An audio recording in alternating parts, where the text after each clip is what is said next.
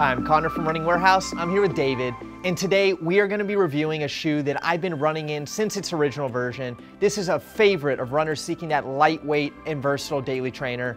We have the Saucony Kinvara 10. Now, you may say that this shoe reminds you a little bit of that original Kinvara, and I'd agree. This shoe does an amazing job paying tribute to where the Kinvara started. Now, I was always a big fan of the original Kinvara. I've kept this shoe for over 10 years now. It's gone through the ringer. And what I always liked about it was that simple design. You know, it's got that thin mesh upper, it's got a sleek and versatile midsole, and of course, you've got that exposed outsole design. Now with the Kinvara 10, we see a lot of those design philosophies continue to be used, but over the years, this shoe has changed quite a bit, and even compared to version 9, this shoe gets a complete overhaul, and it's gonna have its own distinct feel. So David and I have been running this shoe for about a month now. We've put in quite a few miles. We're gonna break it down and give you the details on all the latest updates. So the first thing we're gonna look at is the new modified midsole design.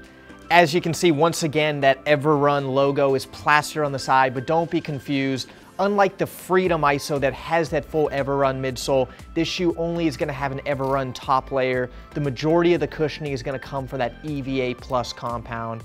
Now, David, you've ran in the past couple versions of the Kinvara. What are your thoughts on the cushioning? Yeah, even though it looks pretty similar to the last couple of versions, I think that the version 10 offers a little bit of a firmer ride.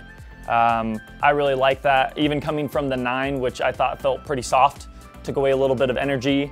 I think the 10 kind of gives that energy back into your step, and overall, I'm gonna use this on my tempo days where I wanna pick up that pace. So I'll agree, I also did find the Kinvara 10 to be a little firmer than previous versions. I don't necessarily think that's a bad thing, but for me personally, I think I would have liked it a little bit softer. You know, I've used it a lot for my daily training, the 4 to 10 mile range when I was just getting in easy runs, wanted something lightweight. Overall, once I got some more miles in, the shoe felt pretty smooth. It was a reliable daily trainer, but definitely gonna be a little bit different feeling than something like the original Kinvara. I felt like this shoe was gonna be a little sleeker, a little bit better for my tempo days. The Kinvara 10 I found really only bringing out for my daily training when I wanted something light. On tempo day, probably gonna pick something a little bit more responsive. All right, moving on down to the outsole, we're gonna see an all new configuration that continues to offer that exposed midsole design. We're gonna see strategic rubber in the heel and forefoot, as well as a new flex groove configuration. Now, David, what were your thoughts on traction and flexibility in the Kinvara 10? I think that between the exposed EVA foam here and the little bit of strategic rubber placement, I thought it had plenty of traction for the road, which was where I did most of my miles, even getting in some loose dirt and gravel on there. As far as flexibility is concerned, even with the updated pattern, I thought it was pretty similar to the last couple of versions. So coming from the Kinvara line, it was more or less what I expected from it.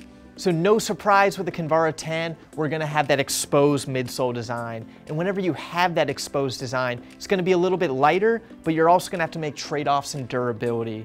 Now, I know some people weren't happy with the Kinvara 7, 8, 9, saying it just wore off a little bit prematurely on the outsole. Now I think with the Kinvara 10, at least so far with the miles I've gotten in, it's holding up pretty well, and I think it's made small improvements over its previous versions. So we've also got this modified flex groove system. Initially, when I flexed it in hand, I thought it was gonna be pretty flexible, but once I got it on foot, it was a little stiffer than I expected. Maybe I just had high expectations, but overall, I'd say it was within the flexibility range of what I'd expect from a Kinvara. So finally, moving on to my favorite part of this shoe, the upper. David, what are your thoughts? Yeah, I really like the improvements on the upper for this version. I think initially, the heel pods on the inside, the cushioned heel collar, and the padded tongue, it really gave my foot a pretty secure lockdown.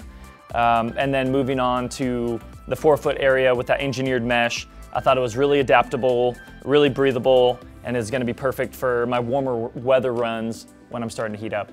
So like I said before, my favorite part of this shoe is going to be the new upper, and I think part of the reason is because it reminds me of that original Kinvara upper. You know, it has that simple design, but now it's going to be even more breathable and way softer. It no longer has that Pro-Lock lacing system in the midfoot, but it does a great job of maintaining that snug midfoot lockdown. In the toe box, there was a little bit more room for toe splay, and compared to the previous 9 versions of the Kinvara, I'd say that this shoe had the most comfortable upper to date. So that was our review of the new Saucony Kinvara 10, and while it has evolved quite a bit since the original version, I still think fans of the series are gonna continue to enjoy that lightweight and versatile experience. If you wanna get this shoe on your foot, be sure to check it out at runningwarehouse.com.